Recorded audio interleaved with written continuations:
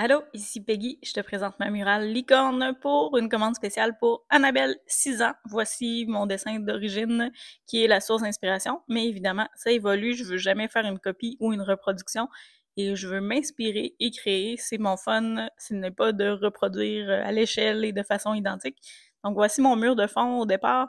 Je voulais un dégradé qui va du turquoise vers le rose fluo en passant par le mauve. Alors je me suis armée d'un plateau de peinture et d'une éponge pour faire mon mur de briques. Donc, c'est quelque chose qui est assez facile à faire, mais il faut s'armer de patience parce que ça demande quand même plusieurs couches superposées pour arriver au résultat que je voulais. Donc, la première couche de fond sert à placer les briques et après ça, j'ai refait mon dégradé en modifiant mes couleurs, en ajoutant du fluo, du non-fluo pour avoir du relief, de la texture, un peu de profondeur. Donc, plusieurs étapes plus tard, c'est ce que ça donne. Donc, comme je dis, ça prend beaucoup de patience, mais c'est vraiment le fun à faire. Et c'est d'ailleurs un projet que je vais proposer pour des murales de chambre d'enfants où les familles pourront, ou l'enfant en question, ou l'ado, pourra venir faire le mur de briques avec moi en choisissant ses couleurs. Ensuite, je vais travailler toute seule probablement l'image, à moins que l'enfant ait un talent particulier et qu'il veuille collaborer à la murale. Et ensuite, la dernière étape, l'enfant pourra venir la faire avec moi, c'est-à-dire les projections de peinture, étamper sa main et faire la signature.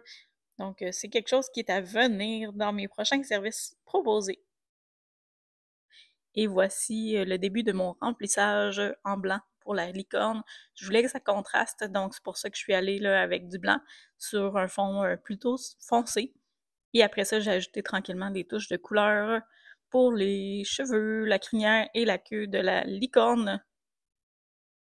Donc, plusieurs étapes plus tard, après les couleurs et le contour noir, voici le résultat. Donc, la licorne se détache du fond, c'est ce que je veux en faisant les contours noirs. Là, ça crée une délimitation plus marquée, puis ça fait plus de punch pour l'image versus si je n'avais pas fait les contours. Donc, j'ai sauté quelques étapes dans cette partie de vidéo-là là, parce que j'étais dans une bonne zone pour créer. Mais j'ai rajouté des petits cheveux qui dépassent, des petits détails, et j'ai rajouté un contour rose fluo là, pour l'effet de lumière, puis turquoise dans le bas pour faire un effet d'ombre. Donc ça donne un peu de volume à la licorne plutôt qu'elle ait l'air à plat. Et ensuite, Annabelle voulait des étincelles, des petites étincelles de magie, là, donc j'en ai ajouté de 4 couleurs, donc blanc, rose fluo, turquoise et mauve. Ce qui est intéressant en travaillant avec des peintures non fluo et des peintures fluo, c'est que les peintures fluo vont sortir sous les blacklights, les peintures non fluo vont s'atténuer. Donc, ça donne deux murales complètement différentes selon l'éclairage. Et Annabelle, après m'avoir demandé une licorne, a dit « Ah, je voudrais aussi un panda licorne. » Et là, je voulais pas faire deux personnages étant donné le temps que ça demande. Alors, j'ai eu l'idée de tatouer ma licorne avec un panda licorne pour intégrer sa demande aussi, sans que ce soit trop complexe et trop long pour la durée là, qui est allouée à la murale. Donc, c'était une belle façon d'intégrer le deuxième personnage. J'étais contente de mon idée, puis Annabelle était super contente là, que sa licorne ait un petit tatouage panda parce que sa maman a des beaux tatouages avec des fleurs. Donc, sa licorne est comme maman. Ça lui donne un look cool et je voulais pas que la licorne soit trop bébé parce qu'Annabelle est rendue à 6 ans, mais ça grandit vite les enfants. Je voulais que la licorne puisse durer un peu plus longtemps. Donc voilà l'étape des projections. Donc moi, j'ai fait toutes les premières étapes toute seule et j'ai demandé à Annabelle de venir faire des projections de peinture fluo et non fluo à la fin. Donc elle était contente, elle se faisait garder chez ma soeur, juste en haut de chez moi. Puis je lui ai réservé un petit poncho en plastique pour qu'elle puisse faire les éclaboussures sans salir ses beaux vêtements.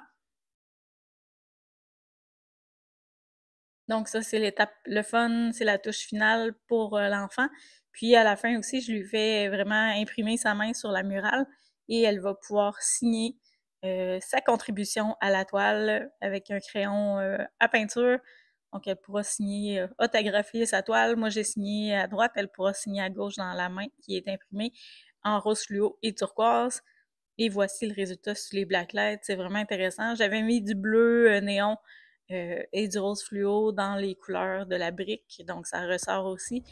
On voit aussi en évidence toutes les petites étincelles rose fluo et la signature aussi là, euh, ressort sous les blacklights. Donc voici, c'est le résultat quand il fait noir, sans les blacklights. Et ça s'ajoute à ma série de murales pour chambre d'enfant. Donc voici le kitsune que j'avais fait pour Anthony. qui est un renard à 7 queues. J'ai déjà hâte de faire les prochaines murales pour chambre d'enfant, mais d'ici là, je dois terminer une murale de balcon, donc sur une toile intimité, en mode été Martinique. Et au croisement de l'été et de l'automne, évidemment, je plonge dans ma série d'Halloween. Cette année, je tombe dans les squelettes énormément après ma série de l'année passée où j'avais beaucoup de personnages. Donc tout le mois de septembre et octobre, je me lance dans mes projets d'Halloween. Voici une murale extérieure à laquelle tu pourras contribuer si tu as envie. Donc j'ai tracé les esquisses là, de squelettes pour la murale qui fait 14 pieds de longueur, si je me trompe pas, par 5 pieds de haut. Et ce sera une murale collective. Donc, j'ai fait l'esquisse, mais je vais demander l'aide des gens qui sont intéressés pour faire le remplissage. Donc, on va remplir avec la peinture blanche dans un premier temps. Ensuite, on va ajouter des contours de peinture fluo au contour des ossements. Et à la toute fin, on fera des lignes noires là, pour faire les contours finaux, là, des lignes fines pour que ce soit plus délimité et que ça contraste encore plus. Et il y a différentes parties qui vont être à remplir. Donc, c'est possible de venir le faire sur les plages horaires qui vont être affichées sur la page Facebook de l'Aquarium créatif avec ART dans le mot aquarium. Donc, chacun pourra contribuer en faisant une partie de squelette ou de palmier. Et évidemment, les gens vont signer la partie à laquelle ils ont contribué. Et on paye pour venir peindre la murale, mais en retour, si la murale est vendue, ce que je fais, c'est que je donne un crédit avec un petit profit aux personnes qui vont en contribuer. Donc, ce crédit-là va être applicable sur toutes les activités de l'atelier faites par PGkin Art. Donc, c'est intéressant. Vous investissez dans de l'art, mais vous récupérez aussi en retour si la murale est vendue. Donc, c'est intéressant. Et j'aurai une deuxième murale collective qui va être une étagère avec des peluches mignonnes et horribles à la fois. Donc, si ça vous tente de soumettre un dessin, c'est des formats 8,5-11. Donc, on fait notre esquisse sur une page, on soumet notre proposition et si votre proposition est retenue, vous pourrez venir la créer en atelier.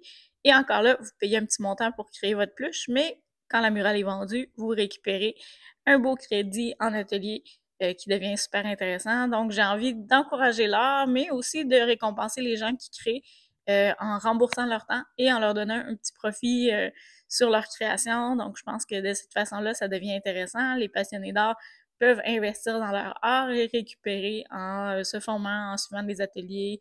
Et ça devient intéressant. C'est un bel échange et une belle contribution collective. Donc, si ça vous tente, suivez les activités sur la page Facebook de l'Aquarium créatif ou encore sur ma page Peggy Gendron Kin sur Facebook. Je vais y mettre les détails là, des heures et de l'horaire possible. Donc, on réserve nos plages horaires, puis après ça, on s'amuse, on vient peindre. Et s'il fait beau, on est dehors, sous l'abri d'auto. S'il fait pas beau, on est à l'intérieur, à l'abri, au sous-sol, où il y a de grandes murales aussi à peindre. Donc, l'étagère de peluche terrible sera à l'intérieur. Et j'aurai aussi un cimetière des improbables avec des squelettes de licornes, de dragons et compagnie. Donc, il y aura une autre murale que je vous présenterai bientôt qui va pouvoir être faite en mode collectif aussi. Donc, moi, l'Halloween, ça m'allume. J'espère aussi que ça t'allumera avec des murales Blacklight. Et n'hésite pas à venir peindre avec moi. Ça me fera plaisir de te coacher, de t'encadrer et on va s'amuser ensemble, passer du bon temps, s'évader et créer quelque chose de magnifique parce qu'à l'atelier, tout le monde peut créer une œuvre magnifique, j'en suis convaincue. Merci de ton écoute et à bientôt.